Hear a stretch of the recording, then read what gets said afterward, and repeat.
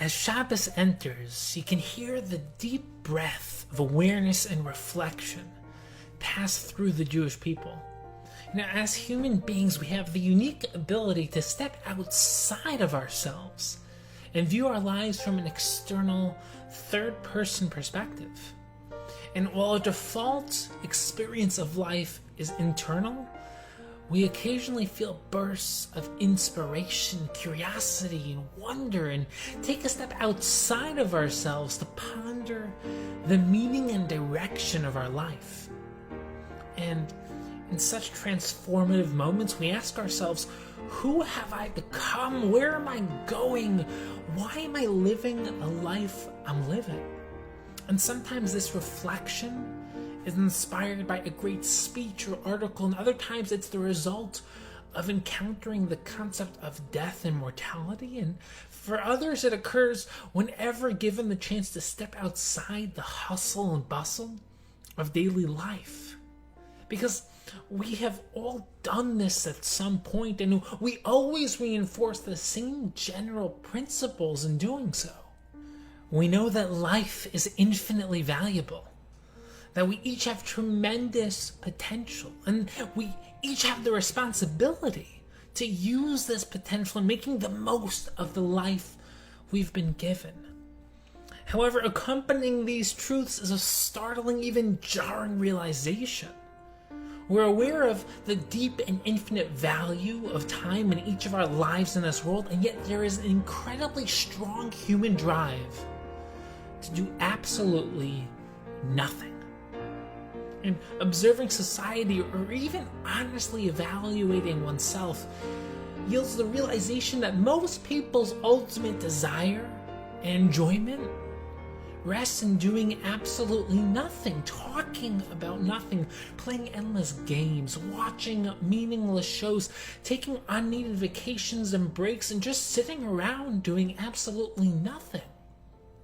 So what's the root of this strange desire? Why are we, human beings, uniquely capable of accomplishing the extraordinary, so drawn to doing absolutely nothing? This week's Parsha, Parshas Matos, begins with the discussion of vows. In the context of this discussion, the Torah commands us, "You shall not profane your words." And Rashi interprets this to mean that one should not make his words chulin, or profane. In other words, this is a general command to not speak dvarim betela, meaningless words, wasted words. And this seems like a novel idea. Why would it be such a terrible sin?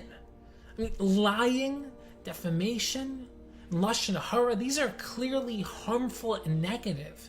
And their prohibition is not surprising, but wasting words, why is this so severe that it warrants specific mention in the Torah? I mean, it appears to be neither harmful nor evil, simply unnecessary. So the question we have to address is, why are wasted words both so enjoyable and so spiritually harmful? What's the root of this? So we have to understand the power of speech, which we've discussed many times before. It's that speech is the process of taking abstract and spiritual thought, that which is beyond words, beyond finite form, and giving it concrete form and expression.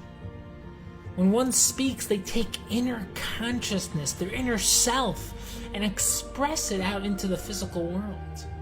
And this is the very mechanism that Hashem used to create the world itself. He took that which is infinite and condensed it into a finite expression of that spiritual and ethereal essence. And that's why the Torah describes Hashem's creative process as a form of speech. Hashem spoke existence into being. I mean, our words have creative power. We cannot begin to understand the notable emphasis the Torah places on using words appropriately. When used correctly, words are the mechanism through which we can express our inner selves out into the world, creating genuine and powerful change around us, spreading ideas that ripple and reverberate from one heart to another. The proper use of words allows one to express their inner, higher spiritual thoughts. But wasting words? It's taking that very gift and using it for nothing. Instead of an expression of infinite spiritual significance, these meaningless words are just that, meaningless. And the same principle applies to wasting time. Time is the tool that allows us to concretize our infinite spiritual potential into that which is real, to actualize our higher drives and desires in this physical world. And wasting time then means taking the very gift of life, the opportunity to create eternity, and transforming that potential into nothing. And such a lifestyle is akin to riding a train that's going nowhere, or driving a car aimlessly in an endless circle.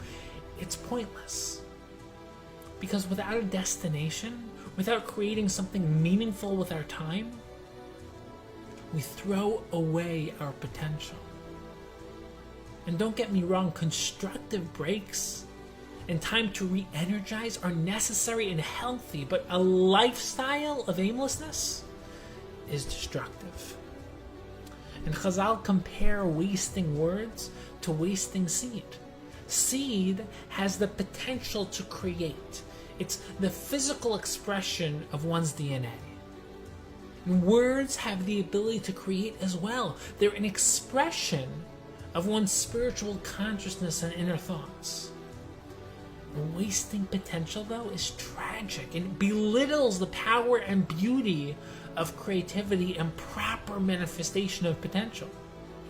When one has the ability to speak words of Torah, wisdom, positivity, and inspiration, but instead uses that wondrous tool for meaningless chatter, he's misusing the spiritual tool of speech. When you teach someone a word of Torah, you plant a seed within your listener's mind.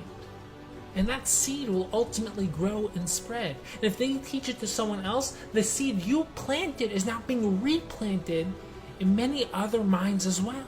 And that single seed can end up creating hundreds or even thousands of trees. Wasting that single seed can destroy all that potential, all those trees. And the truth of the matter is that we all know this. We feel this deep within ourselves. Every time we waste our time or our words, we walk away feeling a little empty inside, almost as if a part of us was just lost, a part of ourselves that could have been.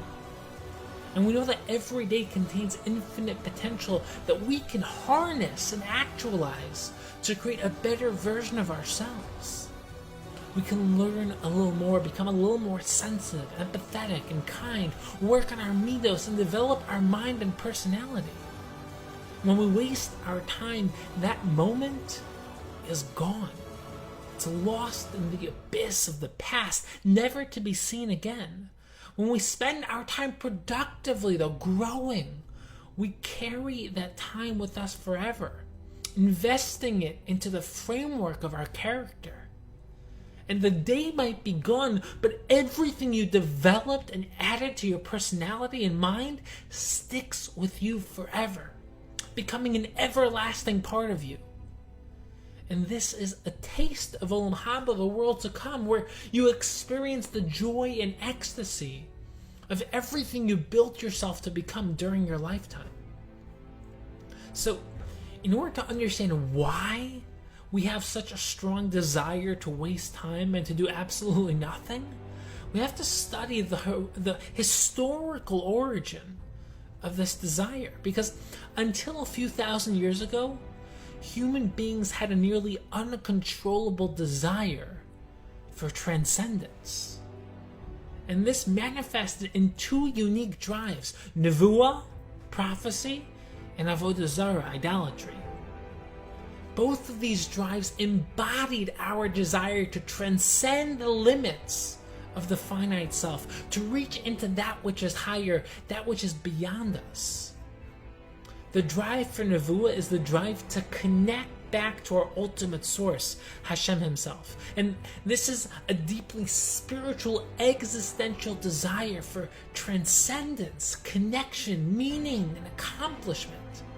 And as with all drives, there is a negative expression for this desire to transcend, which is the desire for idolatry. Idolatry takes the root desire for transcendence and corrupts it, using the drive to rise above oneself in a way that cuts one off from Hashem instead of connecting back to Him.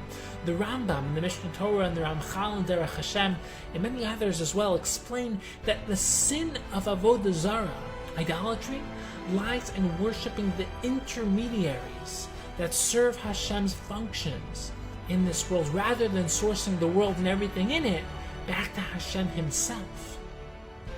And just so you know, the statues that people worship were merely tangible representations of the higher forces that idolaters serve. And therefore there is a potential good in the root of Avodah Zarah. It's a process of looking upwards to the source of this world, to that which is beyond us. And their mistake, though, lies in stopping at their intermediaries, those who are merely servants of Hashem. And this is both misguided and evil. So, while the ancient sin of Avodah Zarah may be easy to understand, its appeal, though, is now almost impossible to relate to. In the modern age that we live in, Avodah Zarah seems foolish, senseless, and pointless. We no longer have this enticement towards it, and we can't even grasp how one could be so obsessed with such a desire. However, this inability to grasp the appeal of Avodah Zarah is not incidental. The world has changed. The very inner workings of the human consciousness has shifted. And that's why we no longer crave for idolatry. Unfortunately, we no longer crave for nevuah and transcendence either. At least not to the same degree. And the question is, why? What has changed? We have to go back to the Second Temple era, the time of the Second Beis HaMikdash, where the Anshe Knesset HaGedolah, the men of the Great Assembly, recognized that the destruction that Avodah Zarah was having in Klal Yisrael was overwhelming. Klal Yisrael had this overwhelming craving for Avodah Zarah. And the challenge of Avodah Zarah is only worthwhile when there's a good chance at success. But when it came to Avodah Zarah, Klal Yisrael were failing miserably. They were no longer able to overcome its appeal, so it had become purely harmful, no longer a source of potential merit in overcoming it. It was no longer a challenge, a risk. It was a plague, a source of spiritual death. Something had to be done. The desire for Avodah Zarah had to be obliterated. So what happened? The Gemara in Yoma, Samach Tesam Beis, relates in detail the steps that the Anshe Knesset HaGedolah took to excise the desire for Avodah Zarah from the human psyche. The sages fasted for 3 days and nights, after which the Yitzhar Hara for Avodah Zarah came flaming out of the Kodesh HaKadoshim, the Holy of Holies, and they were able to contain and neutralize this flaming inclination, which is why we no longer have the desire for idolatry. But there's an important question we have to ask, which is, why did the Yitzhar Hara for Avodah Zarah, an abhorrent sin, come from the Kodesh HaKadoshim, the holiest and most transcendent place on earth? We'd expect it to come from some lowly place from under the ground. Why would it come from the holiest place in the world? So we can understand this seeming inconsistency based on the idea we previously developed about Avodah Zarah. Avodah Zarah is a corruption of the spiritual desire to transcend and connect with Hashem. And when correctly manifested, this same drive leads one to connect with Hashem in the deepest of ways through nevuah. The drive that emerged from the Kodesh HaKadoshim was the desire to transcend. And when it was destroyed, both the desire for idolatry and the desire for prophecy were destroyed along with it. Prophecy and idolatry are not opposites. They're divergent manifestations of a single drive, the drive to transcend, and the difference lies only in how the drive is harnessed. whether for evil and idolatry or spiritual transcendence and nevuah. And destroying that Yetzer was like destroying a spiritual radio located within our consciousness. Once you destroy the radio, you destroy the transmitter and receiver. Once the spiritual organ was excised, we lost the ability to connect to a higher reality and receive nevuah. We no longer had that same yearning or spiritual capacity to transcend. And it's important to note that although this drive was essentially abolished, it was not, however, completely destroyed. We still possess an element of yearning to transcend. We still struggle with the core concept of Avodah Zarah as well, to correctly and fully source ourselves back to Hashem. But what happened here was that the drive was significantly diminished. And the desire to transcend that we feel now cannot even be compared to that original desire. And this shift dramatically changed the very nature of reality. Avodah Zarah was gone. Nevuah was gone. But there was an even more meaningful and fundamental change as well. Hashem was no longer openly manifest in the world. The stage of open miracles had come to an end. In order to help us source things back to Hashem, to link this physical world to something higher, Chazal instituted standardized tefillah and standardized brachos to be said throughout the day, the yearly cycle, and the various stages of one's life.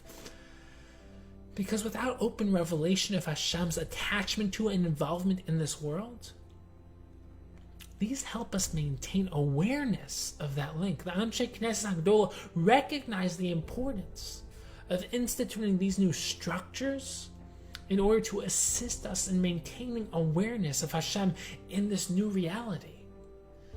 A reality of darkness and distance and seeming disconnect from Hashem. However, there was one more dramatic change that resulted from this new reality. We began to tremendously enjoy wasting time. Why? Because what happens when you remove an organ from the body? What remains is empty space. If you remove a kidney or liver, or what remains in the empty space that this organ used to occupy is empty space. And the same thing applies to spiritual organs as well. Within our consciousness, there used to be a spiritual organ, the drive to transcend, and it was an incredible desire to intimately connect to that which is transcendent, to Hashem himself. We had an antenna, a receiver, a transmitter that connected to a higher dimension.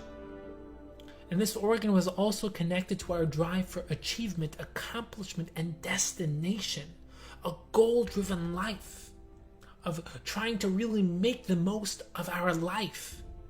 And it drove us towards our goals, towards living a life of purpose and meaning. But that was removed.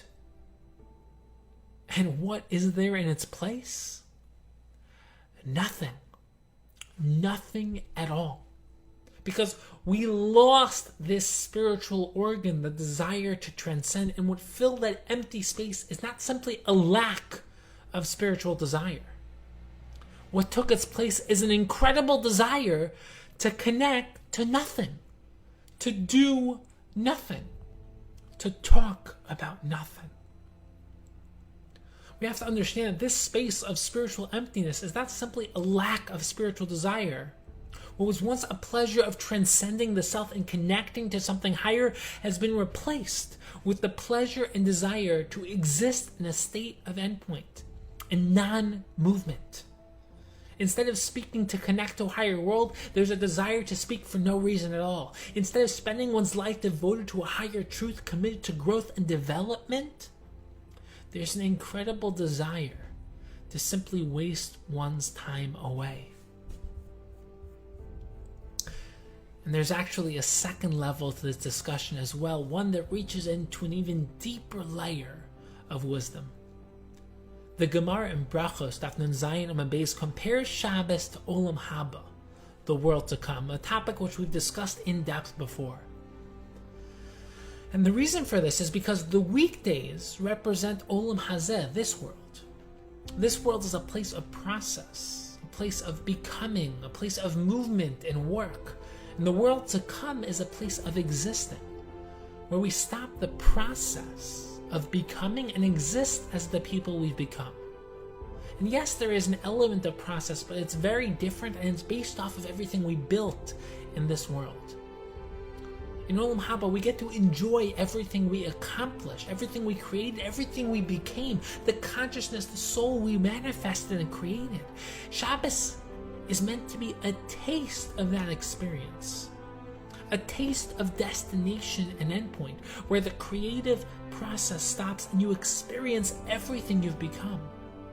That's why melacha comes from the root of malcha, creative force. You stop melacha on Shabbos, you stop the creative acts, and you exist as the person you've become. However, the entire purpose of Shabbos is for us to gain inspiration in order to re-enter the week, re-energized and refocused, ready for a week full of growth, accomplishment, and creativity, because that is why we are here in this world, to become, to constantly grow. But the ultimate corruption of Shabbos is turning our entire lives into a Shabbos experience, whereby instead of experience a taste of endpoint and static existing, we turn our entire lives into one long vacation, shrugging off all responsibility and shying away from genuine achievement and accomplishment. And this is the root behind our obsession with wasting time, taking unneeded vacations, playing games, having meaningless conversation. A game is something self-contained, where the process becomes justified within itself. A completely intrinsic existence of purposelessness, something that goes nowhere. The enjoyment is that it's an escape, a time outside of time.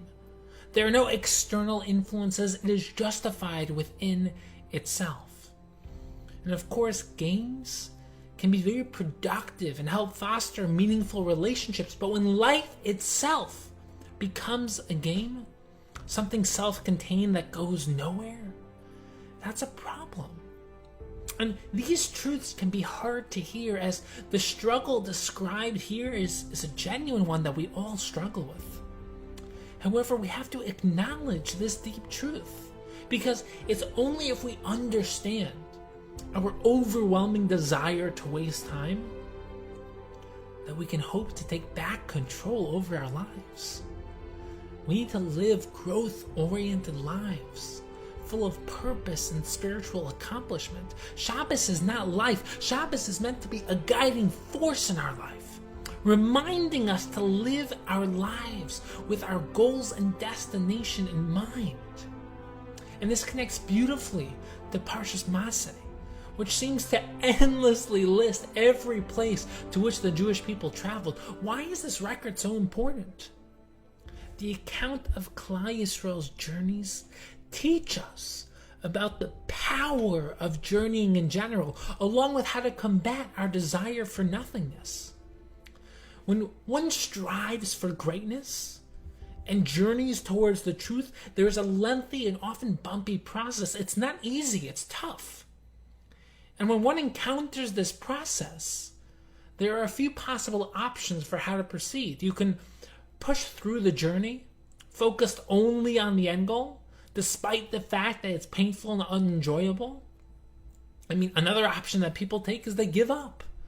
They discontinue the journey because it's just too hard. And the complete corruption of this process would be to enjoy the journey towards nowhere, to forget about destination, to get lost within the journey itself, to forget about why you're here, what are you trying to accomplish. But the ideal is to journey towards your greatness, towards your truth, and yet still enjoy every step of the way. Because when you know you're building your eternity, when you know that every step of the journey is leading you closer to your destination, you can enjoy every single step of the process. And this is why the Torah mentions every single place Klal Yisrael traveled to. It's to teach us the power power of the journey, the beauty of the process, and the importance of enjoying every single step of the way. May we be inspired to harness the extraordinary potential within us, utilizing the power of time and speech and wasting as little as possible. And may we attempt to refill that spiritual organ within our consciousness, striving for greatness and truth, and correctly using our time in this world to build up to the ultimate Shabbos.